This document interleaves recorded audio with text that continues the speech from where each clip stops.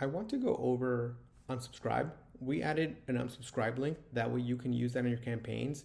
And if a prospect clicks on the unsubscribe, they will be removed from this campaign only. And in case you want to email them again, you can also keep emailing them. But if you want them removed entirely and never get an email from you, you have to add them to your global block list. So that's kind of how the difference is between our unsubscribe and also global block list. But let's go ahead and I'll show you how that's done. So go here, you say, hey there. And where you will find that is, hi Kevin.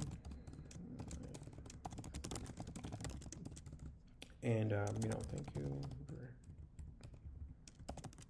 And where you want to go now is go to personalize, click on here, and we have an unsubscribe link here that you click on it, click insert, and now you can see that we will automatically insert this sort of link for you, and then that way you can you'll get that automatically added to your campaigns.